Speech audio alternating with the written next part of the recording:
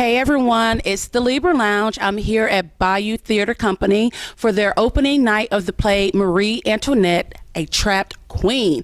Now, if you know me, you know that I absolutely love Marie Antoinette. I'm totally obsessed with her. I even have a tattoo of Marie on my foot.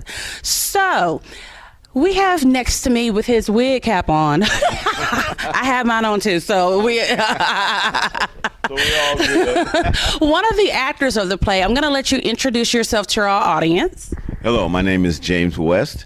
James, so what character will you be playing tonight during the play? The name of my character actually is Sheep, and as the name implies, I play a sheep. One of the things you learn very quickly upon reading the play or seeing the play is that this is not your father's Marie Antoinette. Mm-hmm. It's David Ajmi, who's a playwright, I think did an excellent job of combining, remaining true to the story, mm-hmm. but updating it for today's sense and sensibilities. So you're going to find a lot of hip-hop music mm-hmm. Involved in the transitions. One of the things the playwright said was that instead of trying to avoid being cliche-ish, mm-hmm. he wanted to embrace the cliche. Mm-hmm. So it is very over the top at times, very over the top. Okay. The wigs, the costuming, and so forth. Now, as for my character, he's an interesting sort. He only interacts with Marie. Mm-hmm. He talks, of course. He dances. Mm-hmm. He tries to reason with Marie. Marie, of course, became, I believe, Queen of France at 13. Yes. So very young, was a child, and she's been basically coddled her whole life. Mm-hmm. So no one really speaks truth to power with regard to her. Mm-hmm. And Marie, as you will see, is busy doing Marie. Right. The sheep represents her id, her alter ego, mm-hmm.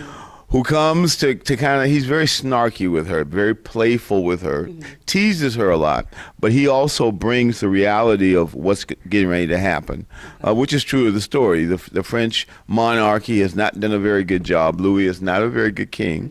Mm-hmm. And so the people are uprising. America has come into being.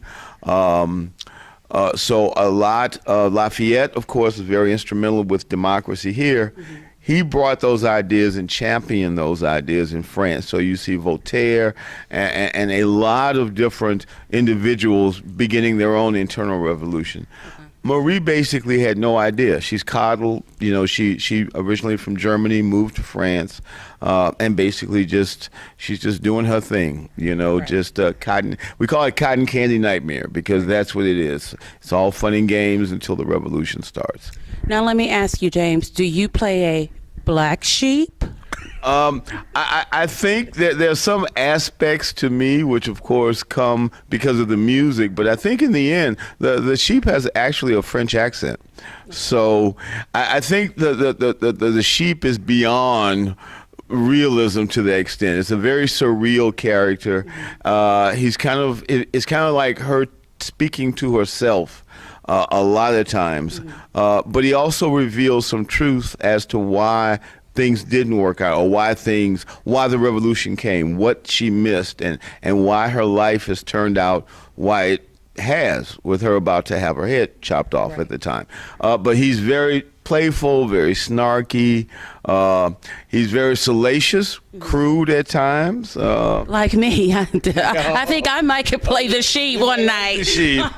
But a lot of double entendres that the sheep throws out there. And so, again, I think that the main thing is Desiree Noriega, who plays Marie, does an outstanding job and does some work. Girlfriend is on stage constantly, drives the play, and drives the different moods because she goes from being a child queen mm-hmm. to basically being thrown in prison for right. years, okay. And having to deal with that and not having any type of support system mm-hmm. And so forth. But again, that's pretty much my role, is to be the voice of reason to Marie, to pull her coattails. Hey, girlfriend, people out there, you know, they tired of this eating cake thing. So right. you better think about it and get your husband, who is not on the ball, mm-hmm. to think about it. And she does not listen. Mm-hmm. She does Marie. Marie does Marie. And that's the thing I think the play shows you, which is very much emblematic of what the real Marie Antoinette did. She was in her own little world. I think it's kind of funny because it sounds a lot like Trump and Melania.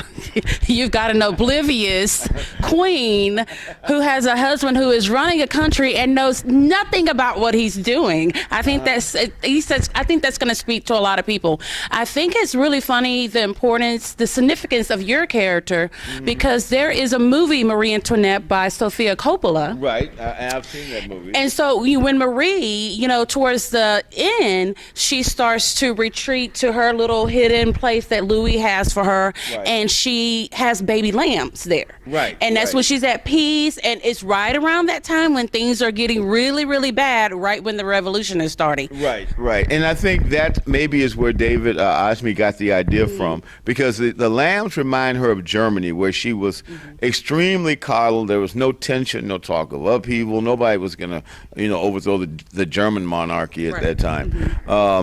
But I think the sheep comes in many different forms, and I don't want to give away too much of the plot to people that come. The sheep does change and transform at times. So I just want to let people know. And I think I hear Miss, hello, ma'am. Hey. How are you? Okay. She basically said, I don't have time for you guys to act like I'm not here. Bye. So let me ask you, how long have you been acting in the Houston area? Oh, wow. I started acting in high school. I was a member of the Diary of a Black Man, touring the initial cast. I was the original cast member. I went to Washington, D.C. to Howard to finish my education, and Howard U in the house. And then I came back. So I would say about 30 years. I've done a lot of work at the Ensemble, a number of other theaters around town. I also create my own videos, industrial videos and computer training videos. I'm an instructional designer and training developer for Fortune 500 companies. So I do that. But this has been a busy year for me. I travel a lot with my job, but this year I was in town. So this is like my 8th show this year. So I've been in rehearsals since August. So this is it. I'm not I am auditioning Sunday for something, okay. but that's it. That's it. Okay, that is it. Yeah, anyway. But no, it's a labor of love, and I want to throw shouts out to Arlick Davis for what he has done. He and Ty in putting this thing together.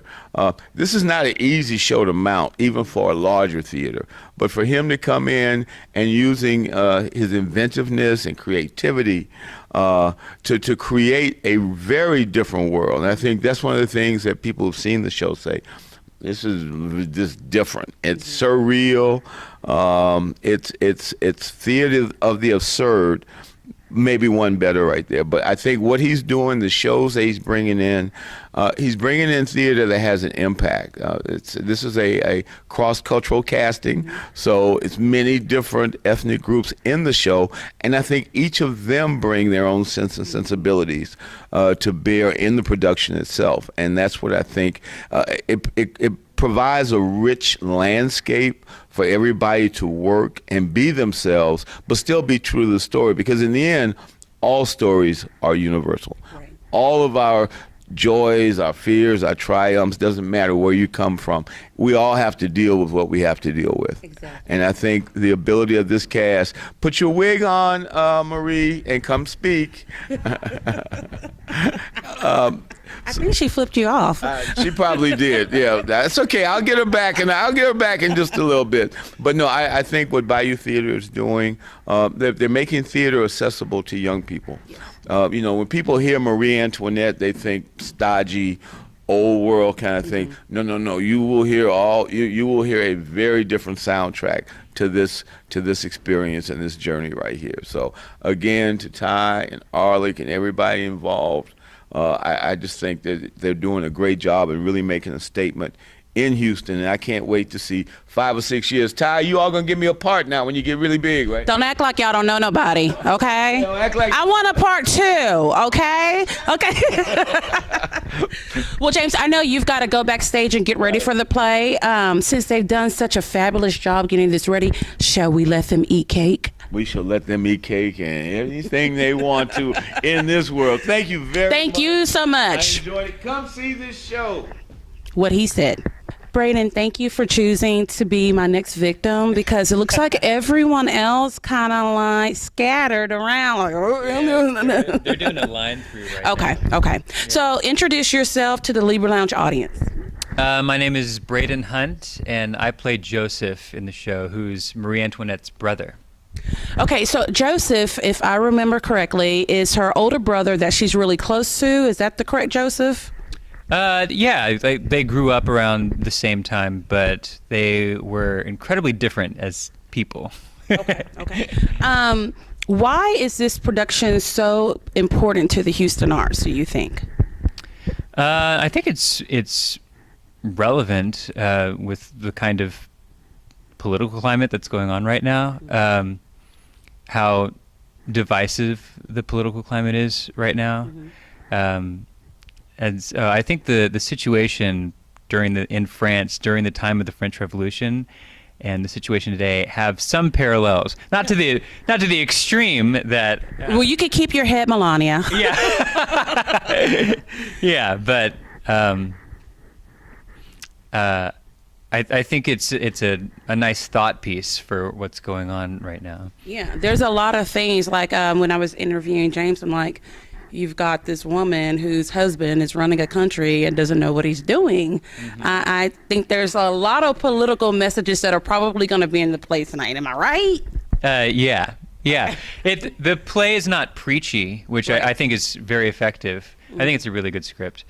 But it's definitely there. Right. How long have you been acting? Geez, 16 years. So you started when you were 1? Because you don't look old enough to have been acting 16 years. I started right after high school. You have pretty hair. Can I touch your hair? Yeah, I Look. love it. I love it when people. It feels so soft. Yeah, I'm jealous of your little ringlets. Okay, so I'm a baby squirrel. I'll be talking about one thing and I'm like, oh, look at that, look at his hair. So That's okay. How is Ulrich as a director? Ulrich is a kind of teacher director. He likes to do experiments and play games. He's about the process as much, if not more, than he is the product. He wants to help the people involved become better artists, and he teaches us new games and exercises that have been effective to him, and so that's kind of how he goes about directing. He gives very few specific notes. Right. Yeah. So that makes perfect sense. Yes, because I've had teachers that are like that too. You know, they don't teach where they're saying do it this way, do it that way. They give you a little bit of freedom to figure it out yourself, and usually that's the better way of doing it. So what are your plans for the next 5 years as far as acting? As far as acting, I'm not sure. Next, immediately after this, I'm going to do Around the World in 80 Days at the 80 Players. And then I'm going to do Rapture, Blister, Burn at Fourth Wall Theater. And then I'm going to do God Committee at the 80 Players. Excellent. Thank you so much, Brayden, and break a leg. No, thank you. Thanks for being here. Hey, now I'm with Miss Brianna, who plays the role of Lady Pauline. So for those of us who are not familiar, well, not us because I am, but for those of them who are not familiar with the story of Marie Antoinette, who is your character? So I am basically the frenemy of Marie. So she has 2 best friends, but I'm like the hater friend. I want her spot. I'm probably the one who spread all the rumors about her. Okay. It's not in the script, but I'm pretty sure I'm that close to her, and it's like who else would know all of these things to put it out there. So I've put it in my head that I'm that girl. So I want her life. I would be like Katie Heron if this was Mean Girls. I would be trying to get Regina George's spot. That's how I look at it. I love the fact that she referred to Mean Girls. So much of Mean Girls. I'm like, wait, did they adapt this from? Right? There's a little bit. There's a lot of so similarities there. Okay, so is there going to be singing in this play? No singing, Okay. a little chanting. Okay. There's a few ensemble parts where we do. Is it cut off her head? Cut off her head. Kind of, Okay. not those exact words, Okay. but pretty much. Okay. That's what we're saying through the subtext. Okay. Yeah. So why do you think that it's so important for Houston to continue to promote the arts? Because I have a feeling that, in the next couple of years, Houston is going to be like New York, California. You don't have to go to these other places to become a star. Right. I think the arts are important in any city. And, like you said, it is a growing thing here. So I think as we promote it, the more people it will be interested. And, theater creates community, it creates discussion, and it's really important to society overall. So I think, this is something that Houston needs, and it gives us something else to do. We don't have anything to do really but go out to eat. There's no Astral. So it's like, we got to have some theater, something to bring the people together to do something positive. That's so funny you said there's no Astral, because I have a 16-year-old, and Travis Scott just dropped the Astral album. She's like, was like great friends with him in high school. really? Yeah, so cool. Wow. So she was like, what's Astro World? Wow, that's crazy. Some kids don't even know what that is. Man, was they just like, never have what? that experience. I know. So, in my household, everyone has to do something related to the arts. Each one of us gets to pick 3 things for the year. So, they don't know it, but this is going to be one of their ones, so I can keep getting more stuff for myself. I think it's a great thing for them to do, honestly. If it's anything, definitely Yes, theater, yes. storytelling. Yeah, I love the theater. My daughter's really into concerts, and my husband will just kind of let us drag him around with us great. anywhere we go. Perfect. Yes, okay. So he's just down for the cause. Yes, he is. Well, I appreciate you taking a moment to come out here and speak to us and break a leg tonight. Thank you. Thank you. Now, I am here with the 2 of the 3 founders, is that correct, of Bayou Theatre Company. Before we go any further, I am so sorry, but I have been referring to Trey as Ty for about a good 45 minutes. And to boot, I just got into an argument with him about his name. Yeah. He's like, my name is Trey. I'm like, no, it's not, it's Ty. He's like, no, it's Trey. I'm like, but I've been calling you Ty. So that must be your name. I am so sorry. I will not make that mistake again. So how did you guys get together and say, you know what, we need to create a theater company here in Houston? Well, we've been friends since, like maybe 6 years old. Yeah. Went to all grade schools together and all the things. And so we've always done theater, choir, everything together. And so in starting to choose a theater company, we were in high school, 17, 18 years old. And we noticed that in the theater world, there wasn't any companies of color doing thought-provoking and challenging work. Because the work we were doing in high school talked about subjects like sexual abuse, drunkenness, racism, gender politics, the list goes on, homosexuality, the list goes on and on and on. And so we wanted to bring programming that really challenged audiences of color, that wasn't, your typical gospel play or anything like that. And not to, downgrade those genres, but that's a different genre. And so what we were doing is trying to introduce and expose audiences of color to high art. That was just, our thing. And, since then, 2013, been grinding. We do it through the school year. So typically, I was in DC, he was here in Houston. We would always do shows over the breaks. So we would do shows summer breaks and winter breaks when we weren't in school. And now we're back again in school. I'm in grad school, and it's the same structure. But keeping the structure of doing shows in the summertime to make them more accessible to people that are, younger and kind of in school too. We have student programming. We always do a post-show dialogue where we break down the show, and so audiences can really figure out, like, what did I see? What did I watch? And, practice more empathy and make this world a better place.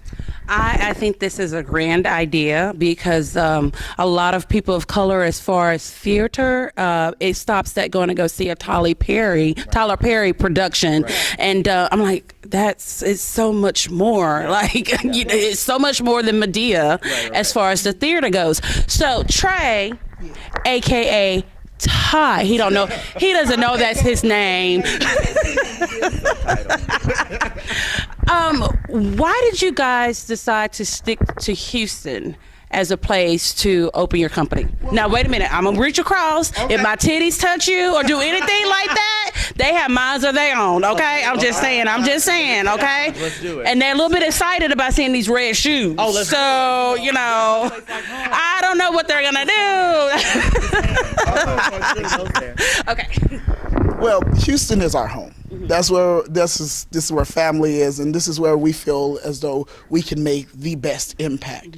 Like Arik said, we went to school at G.W. Carver Magnet High School in the Acres Homes community.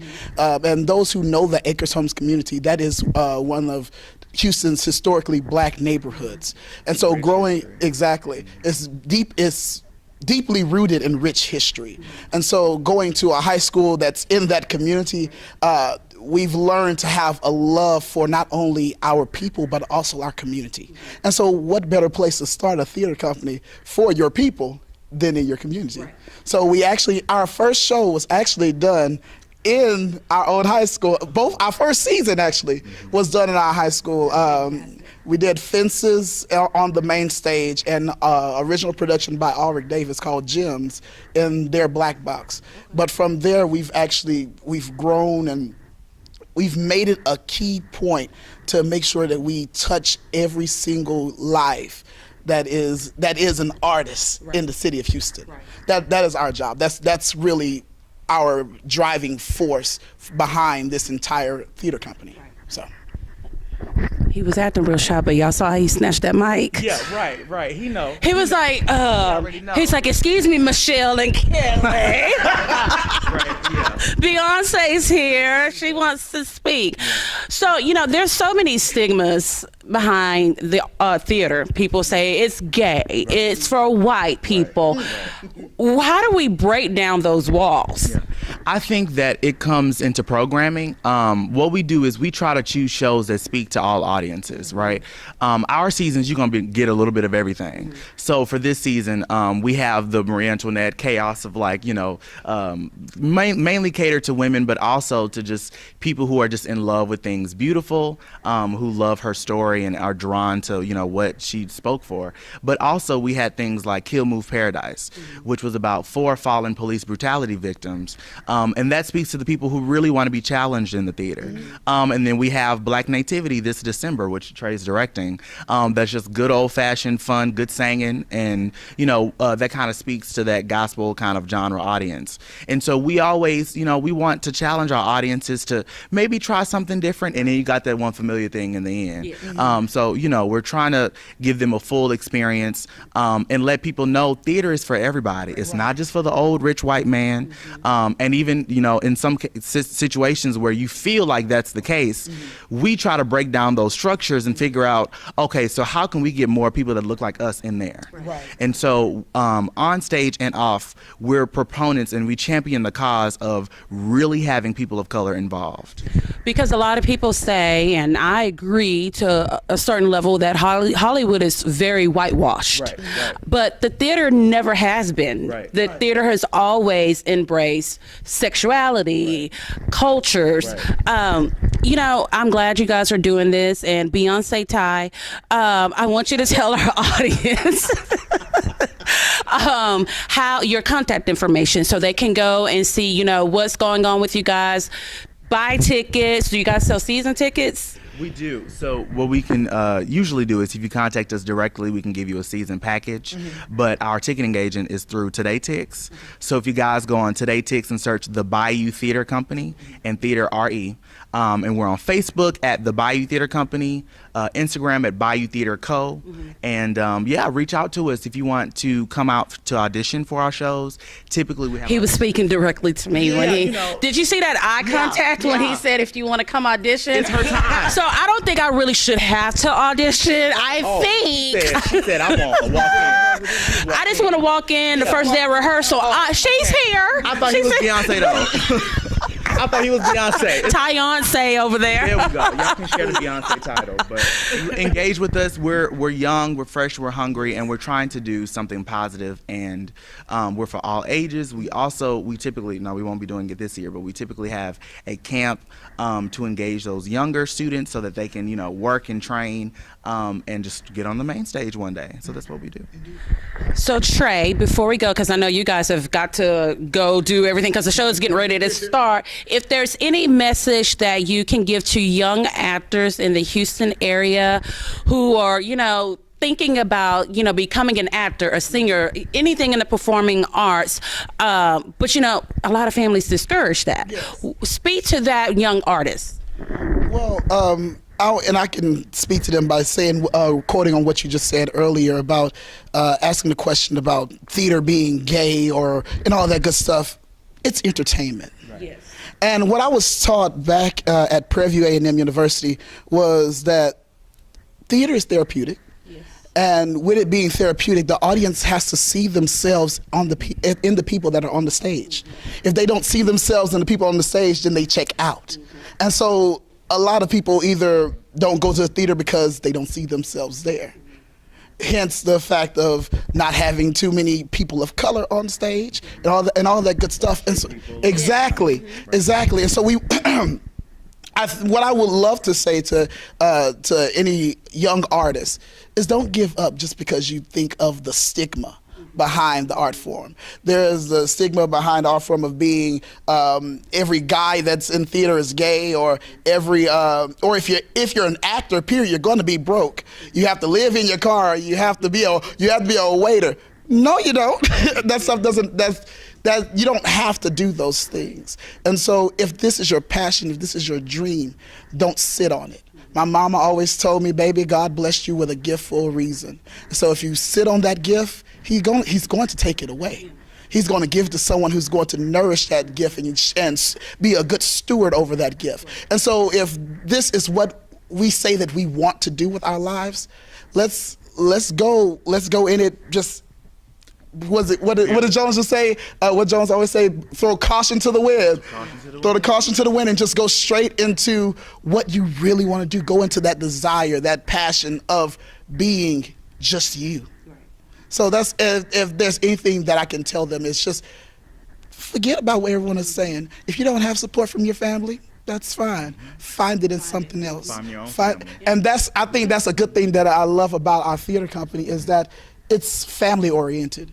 If you don't get the support anywhere else, you're going to get it from here because of the fact that we care about your well-being. We care about your mind, your body, and your soul.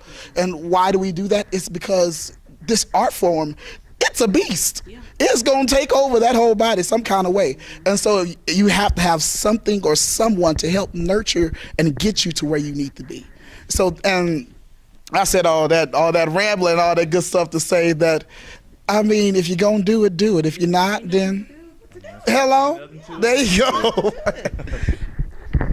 Bayou Theatre Company, Marie Antoinette, a trapped queen.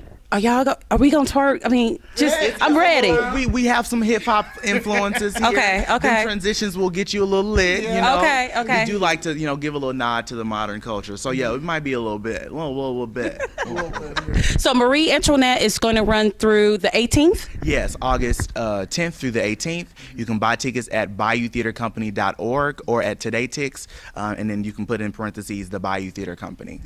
Make sure to look for my blog, because I'm gonna try to give a review. Oh. It might just say it was real good, y'all. You can check that out at www.thelibralounge.com. libralounge.net. Did I do it right? I always go at the wrong website all the time. Okay, we're getting ready for the show, so we will see you guys on Wednesday for the Libra Lounge with Keisha. Bye. Thank you, guys. Thank you. Thank you. Bye, Libra Lounge.